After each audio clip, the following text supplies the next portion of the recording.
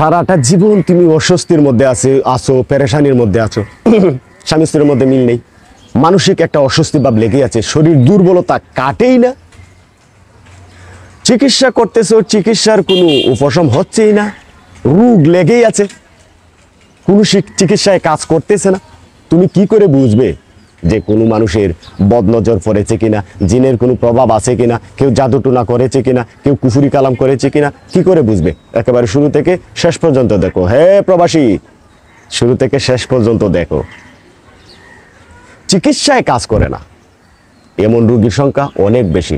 Share করো, টাইমলাইনে রাখো, সহজে আমাকে খুঁজে পাওয়ার জন্যে।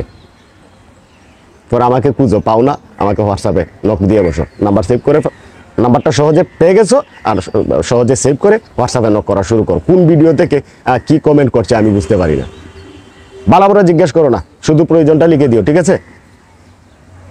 আপনি কেমন আছো, কোথায় আছো, কি করতেছো, বাসা কোথায়, এত সব তোমার জানার দরকার কি নিয়ে? হ্যাঁ, রাগ করো না ভাই, হ্যাঁ রাগ করো না। আচ্ছা, তাহলে আমার মধ্যে জিনের কোনো প্রভাব আছে কিনা, থাকলে বের হওয়ার উপায় কি? আমার মধ্যে কোনো জাদুটুনা আছে কিনা, থাকলে বের হওয়ার উপায় কি?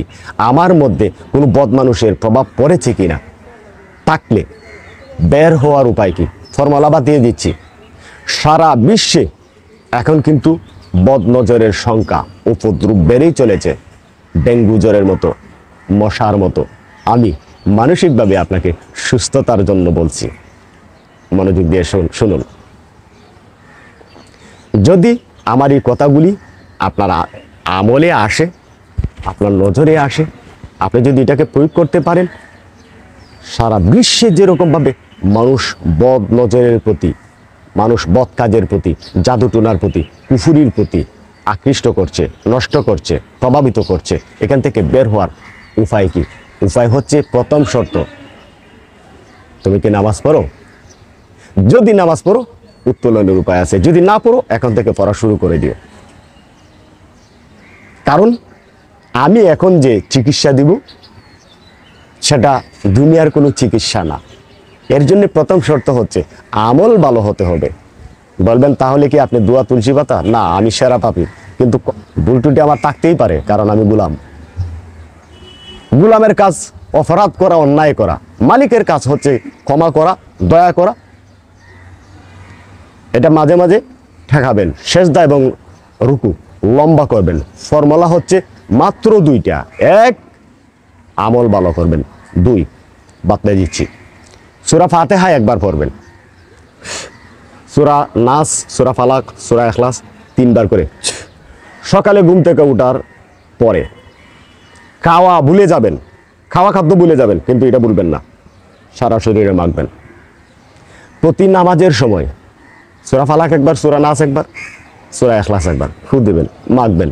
সন্ধ্যার সময় আবার সকালের মতো সূরা ফাতিহা একবার, সূরা নাস 3 বার, ফালাক 3 বার, ইখলাস 3 বার ফু দিবেন। পানির মধ্যে ফু দিয়ে পান করবেন। যদি কারোর উপরে বদনজর পড়েছে মনে হয়, জিনের প্রভাব পড়েছে মনে হয়, মানুষরূপী শয়তানের প্রভাব পড়েছে মনে হয়, তাকে ফু দিয়ে মাখাইয়া দিবেন। পৃথিবীর সেরা শিক্ষা দিয়ে দিলাম, হুজুরের কাছে যাওয়া লাগবে না, আবার আমাকে ফোন দিয়ে বসবেন না। গতকালকে আমেরিকা থেকে একদম খানতে খানতে শেষ, আমি নাকি ওখান থেকে ফু দেওয়ার জন্য বলতেছে যে আপনি ওখান থেকে আমাকে একটু ফু দিয়ে দেন, আমাদের স্বামী স্ত্রীর মধ্যে মিল নেই, জাদুটোনা করছে আজকে 21 বছর, তো আমার ফু ওইখান থেকে যাবে? নিজে আমল করবেন, ভালো থাকবেন। তবে হ্যাঁ, সুস্থতার পিছনে যতই আপনি লাফালাফি করেন, দৌড়াদৌড়ি করেন, সুস্থ হবেন না যতক্ষণ পর্যন্ত না সুস্থতার মালিকের কাছে সুস্থতা কামনা করেন। আমি সকলের জন্য দোয়া করি, আল্লাহ সকলের ভালো করুক, আমাকে দিয়ে শুরু করুক। মা বোনদের খেদমতের জন্যে আমার বিশেষ পরামর্শ, প্রথম থেকে শেষ পর্যন্ত ভালোভাবে মনোযোগ দিয়ে শুনবেন, দেখবেন আমার সমস্ত ভিডিও। তারপরেও যদি কোনো কিছু বুঝার থাকে, 10টা থেকে 5টা প্রবাসীদের জন্যে বুক ভরা ভালোবাসা, 10টা থেকে 10টা কল দিবেন। তারপরে আমাকে কল দিবেন না, আমার তো রেস্টের প্রয়োজন, 3টা 4টা কল দিবেন না। অনুরোধ জানাই, শেষ করছি।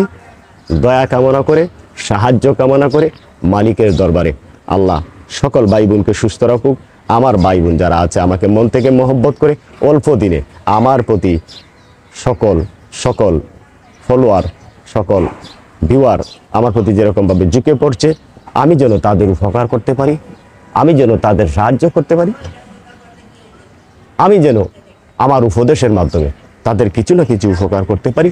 তুমি আমাকে সাহায্য করো, তুমি আমাকে দয়া করো, তুমি আমাকে রহম করো ক্ষমা দিয়ে।